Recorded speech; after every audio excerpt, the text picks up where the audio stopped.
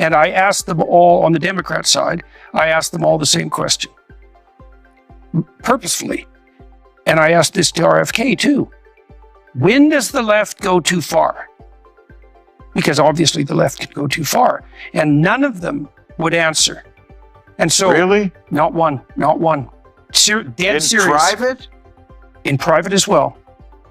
Come on. No, I'm telling you the truth. And I know some people who would answer that. Well, look, it's also, I stopped doing a fair bit of that about a year and a half ago. And things have changed. There are more people on the moderate Democrat side who are willing to draw a line with regard to the radical leftists, but they're still not very good at defining it. So they'd reverse the question and ask me, like, when do you think they go too far? And I thought that was simple. It's like equality of outcome. And the universal response to that was always the same.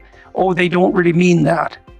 Well, emotions ran high during the heated exchange between Jordan Peterson and Bill Maher. But Peterson triumphed as Maher offered one of his most candid indictments of modern social problems to date. As Maher became increasingly furious, Peterson remained calm, cool, collected, and razor-sharp, utilizing facts and reasoning to contradict Maher's emotionally charged claims. Even though he was plainly agitated, Peterson stayed composed and gave sharp rebuttals that broke through the tension. The conversation became a gem in intellectual clarity due to his typical accuracy and simple approach. Maher missed a solid shot, but Peterson stayed focused and wouldn't let intense emotions get out of control. Watching this battle is encouraged for everyone who enjoys great minds regulating turbulence in a calm way. Jordan Peterson proves to be more than merely a commentator. He is a fervent opponent of words that are instantly harmful. Quality of outcome, I believe in that too. Equity is what they changed it to, a lot of people on the far left, and Biden went along with all of it. Means no, some people started out not from the same place, so we should make an effort to redress that. I believe in some of that theoretically, and some of it in how you would put it into practice. You can't just say, okay, let's, some people weren't even at the starting gate for the first 350 years, and now go. Of course, there's going to be remedial, I think, things that we can do, and we're doing many of them. We're doing some of them anyway. But do I think it means we should, make it that medical school is not something that you can only get into completely by merit? No, because no one wants a doctor who got there by affirmative action. Yes. Right, but you would count what I said to be valid, right? That you can't say if you started 300 years late, we expect you to be. I guess this is one of the things that probably tilts me in the more conservative direction, and partly as a social scientist, is that well-meaning interventions seldom have the outcome. It's apparent from the beginning that Bill Maher is thrown off guard by Jordan Peterson's snappy and perceptive arguments. He forces Maher to back up his points with every answer. Peterson is obviously ahead in the momentum, but it remains to be seen if Maher can recover and reverse the trend. Maher struggles to keep up, but it's clear that he's trailing behind in this early round as Peterson, an internationally recognized psychologist, author, and cultural critic, brings his customary zeal and clarity to the issue. Unequal distribution of, say, even of opportunity is that everyone is treated the same under the law, regardless of anything, regardless of wealth, regardless of race, right, age, status. It's the same. Now, obviously, there's elements of that appear unjust. So if you make $1 million a year and you get $1,000 fine for speeding, that's a lot different than $1,000 fine for someone who makes $12,000 a year. And so then you might say, well, maybe your fine should be income adjusted. Okay, but the problem with that is okay, you're differentially privileged with regards to your wealth.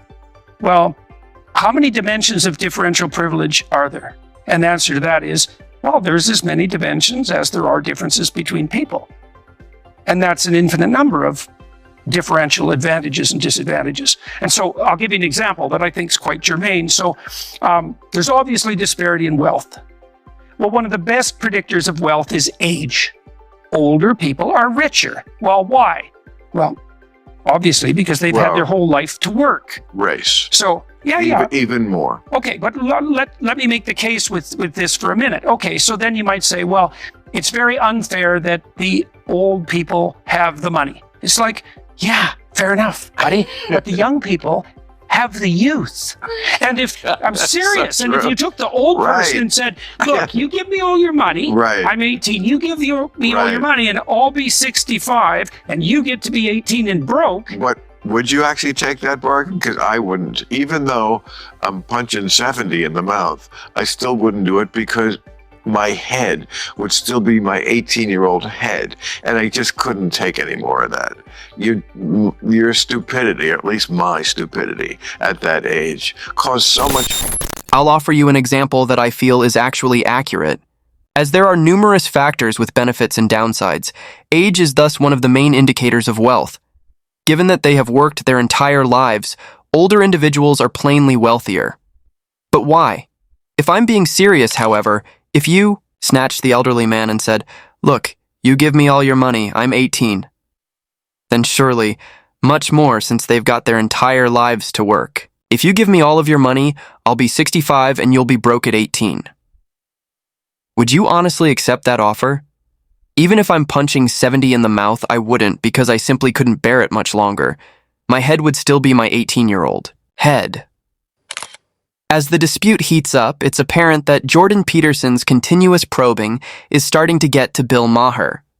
Strong sentiments are nothing new to either side, but Peterson dominates this discourse with his laser-like attention and, provocative questions making it hard for Maher to keep the subject under control. It is evident that Peterson gains the upper hand in this intense back and forth. I don't make stupid mistakes.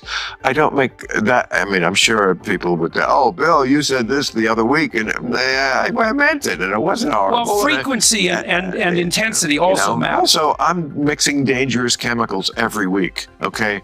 I'm playing third base okay? I'm going to get more hard-hit grounders. And, but personally, much more, even my personal life. I mean, men take a very long time to mature. I mean, when a woman says like, boy, you need a 40-year head start. Yeah, you do. You need like a 40-year head start to be on the same level. It's just, it's crazy how immature as society would define immature you can be, or I was, late into life, because the immature things are the fun ones. I still don't want to give them up. People are different. We talked about this the last time you were here. We could not be more different in that way. I mean, you're so much more a woman's dream, and I'm like a woman's nightmare in many ways, like never committed, never got married, never wanted to. I never understood how people could, and I see so many people who talk about it like married couples, and they talk very fondly about like, oh, remember when we were in love, and they're reminiscing.